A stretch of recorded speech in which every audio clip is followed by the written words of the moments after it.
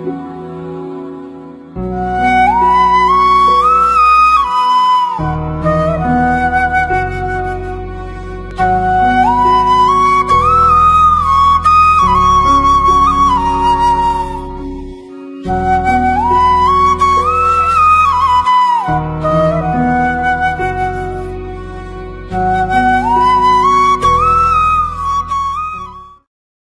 प्रत्येक समाज में प्रत्येक बुजुर्ग अपने बच्चों को, माता है या पिता, दादा है या दादी जी, वो शिक्षा अच्छी देते हैं।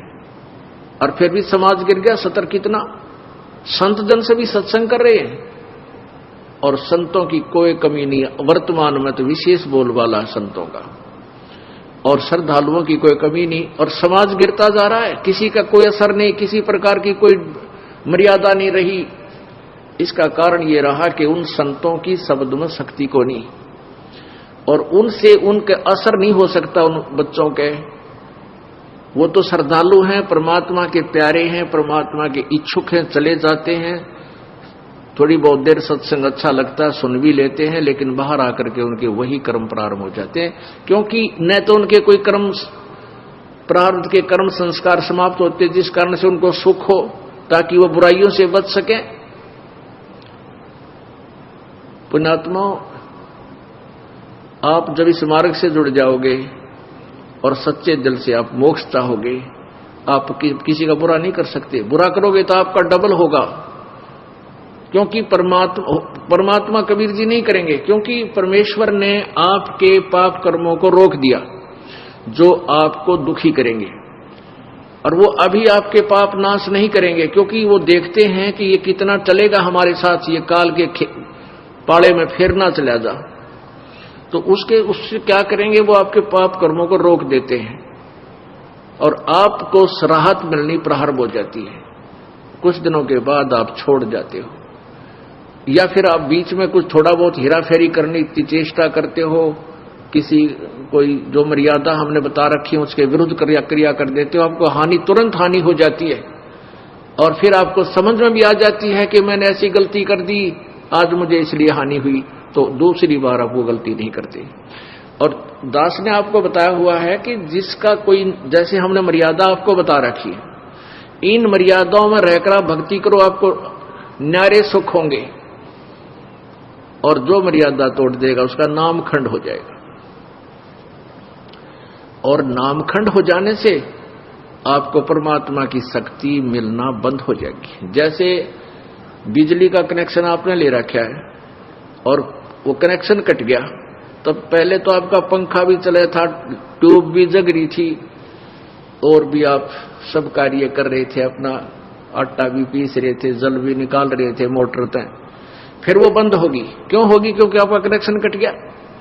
इसी प्रकार से जिसने उपदेश ले लिया और आखिरी सांस तक मर्यादा निभानी पड़ेगी, मर्यादा में रहो, आपका नामखंड ना हो,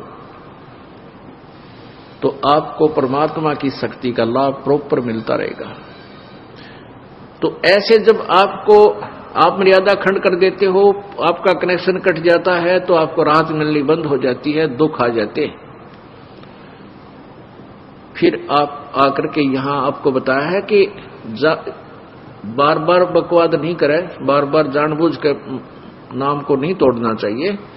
और किसी कारण से, क्योंकि नए नए बच्चे हैं, समाज में जाते हैं, अन्य समाज जो है हमारी मर्यादा के टोटली विरुद्ध काम कर रहा है। एक परिवार में एक सदस्य नाम लिया और 5 सदस्य आन उपासक हैं। हमें भी पता है कि हमारे बच्चों का ये नाम शीघ्र सी सेट होने नहीं देंगे, तो परमात्मा के आदेश से ये ऑप्शन छोड़ दिया है कि एक आध बार किसी का ऐसा नाम खंड हो जाए तो दोबारा तुरंत ले लेना चाहिए, नहीं तो लाभ नहीं मिलेगा। तो अब बहुत से बहन बेटी भाई आते हैं, जी मेरे पर गलती होगी, माफ कर दो, क्योंकि उन्होंने गलती की, उनको दूना दुख हो गया मर्यादा तोड़ते ही, और पहले सुख होने शुरू हो गए थे। कान पकड़ते हैं जी, आगे से कोई कहता जी बीड़ी पी ली मैंने एक दिन और मुझे ऐसी हानि होगी, आगे नहीं पीऊंगा, दोनों कान पकड़ता हूं। अच्छा भाई, आगे गलती ना करना, नाम दोबारा दे देते। फिर बार बार करेगा तो फिर मालिक नहीं सुनेगा तेरी बिल्कुल भी। तो इस डर से फिर वो गलती बंद हो जाती है। ना वो चोरी कर सकता, क्योंकि ज्ञान हो जाता है कि जो अगर हम चोरी करके सेठ बनना चाहते हैं, दूना दुख होगा, डबल पाप हमारे लगेंगे, और वो चोरी किया हुआ धन आपके पास नहीं रह सकता। ये गारंटीड बात है। अब वो पाप आपके साथ रह जाएंगे जो चोरी करने से बने। एक भक्त का इकलौता पुत्र था और उसके दोनों गुर्दे फेल हो गए। उसने बताया कि मेरा इकलौता पुत्र था और दोनों गुर्दे फेल हो गए। उसके ट्रीटमेंट में मैंने लगभग 3 लाख रुपए, 3.5 लाख रुपए लगाए, यानी 10-15 साल पहले की बात है। वो कैसे लगे? पहले तो झाड़े झपटियां वाले के चक्कर में फंस गया, फिर लोकल डॉक्टरों के चक्कर में फंसा रहा, फिर पीजीआई दिखा रोहतक में बहुत देर हो चुकी थी, कहने के दोनों गुर्दे कंडम हो गए और ऑल इंडिया इंस्टीट्यूट दिल्ली ले जाओ।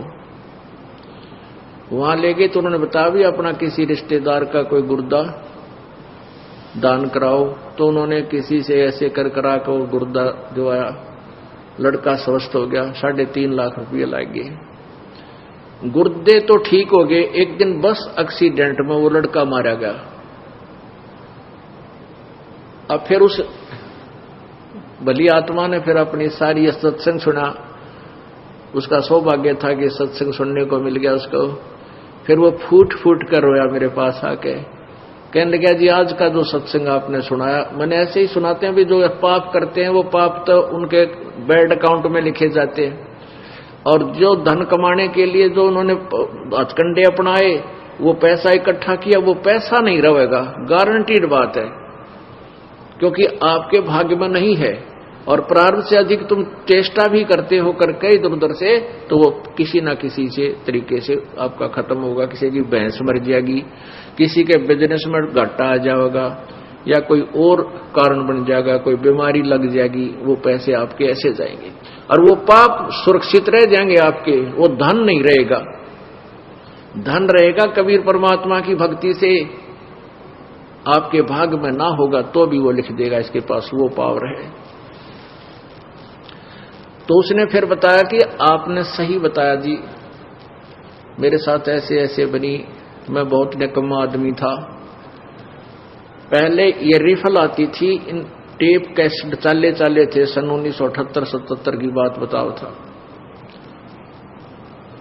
और उन टेपों में ये कैसेट डाला करते, उसके ऊपर मोहर मारता सोनी की और लाता वहां तोल के भाव तो वो रिफल और वो कैसेट बनवा के, उसका सारा खर्चा मेरा 2 रुपया का एक कैसेट पाया करता, 2-2.5 रुपए का भर के भी सारा कुछ कर लेता था। और मैं सोनी की बना के मोहर लाकर उनको 30-30, 35-35, 25-25 की बेचा करता था। और थोड़े से दिना मेरे पास बहुत पैसा हो गया। फिर मेरा इकलौता पुत्र बीमार हो गया। कमाए होंगे 2 लाख, लाग गए 3.5 लाख। उस समय 2 लाख बहुत मुश्किल से कमाए जाते थे। और बेटा भी ना रहा, जिसको सुखी बनाने के लिए मैं ये पाप किया करता था कि मेरा बेटा सुखी रहेगा, कारों में चलेगा, इसके लिए घना धन जोड़ दूं। वो धन रहा ना वो बेटा रहा। तो पुण्यात्मा, फिर ये परमात्मा की वाणी से आपको डर लगने लग जाएगा, आप पाप नहीं कर सकते। तो ये अब समाज सुधार होगा, क्योंकि जो लाभ आप स्वयं बुरे कर्मों से करना चाहते थे वो पैसा आपके पास नहीं रहेगा। और परमात्मा कबीर जी की भक्ति में इतनी शक्ति है कि आपके प्रारब्ध में नहीं है तो भी लिख देगा, तो भी आपको दे देगा, यदि वो आवश्यक समझेंगे तो।